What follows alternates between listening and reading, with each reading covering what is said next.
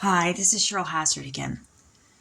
So in life, there are good combinations and there are bad combinations.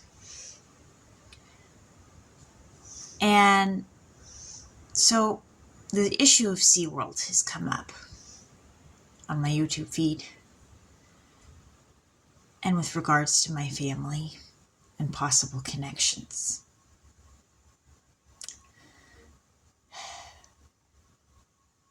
And so I'm looking at the possibility of what makes for a bad combination with regards to SeaWorld. So, and this is based on something John Hargrove said and what I've looked up online. And there could be more to it. And I admit that I may not know everything and there may be more to know. So bear with me and keep that in mind that I'm acknowledging that already at the start of this.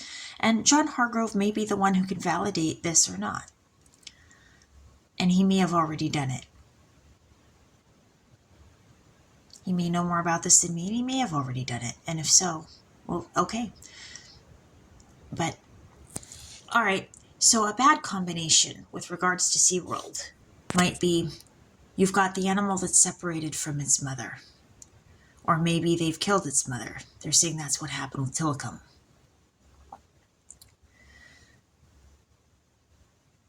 And you've got an animal that's in captivity. And that animal is already under stress and probably depressed because it's separated from its mother. And then say that whale has a zinc deficiency. And so the zinc is not there to help that whale to deal with the anger that it may have from being separated from its mother. And it doesn't have the zinc to deal with the anxiety and all of that goes with it and the stress. So then you've got a really bad combination. That whale does not have the means to deal with any of the stress and the pressure that it's under. And then it has to perform to get its food.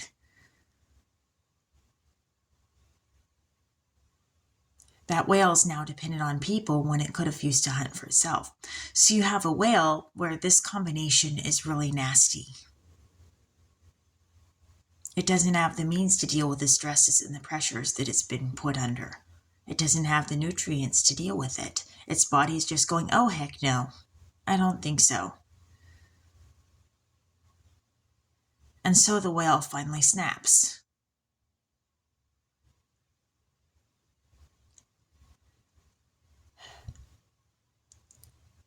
Because whales need their nutrition too. They need more than just to be petted. And, they have specific needs too. And I'm thinking that zinc is one of them.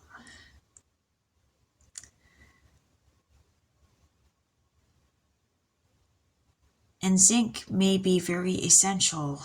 I mean, I don't know that I necessarily totally condone the needing to, hold the animals in captivity, because obviously that does cause the stress and anxiety that they're needing to deal with in the first place. That's the cause of it. So it's a tough thing. But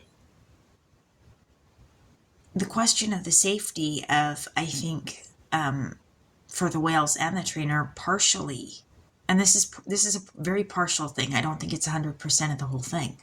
Now, mind you, this is my take on it, but I think making sure getting in zinc in a whale may be important.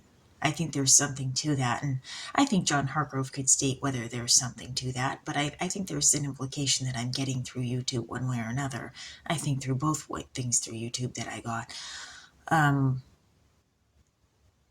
But yeah, I think that the not getting enough zinc and then being in captivity may be a double whammy that could be a problem for whales and the safety of their trainers.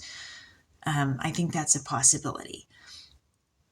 Now, another thing I would like to know and look up, and I think I need to look it up and gain more information about this, is how does zinc deficiency affect the neurons in the brain and the myelin in them? Somebody said that whales are getting brain damaged in captivity. And if zinc deficiency is playing a role in that, is that one of the factors that causes it?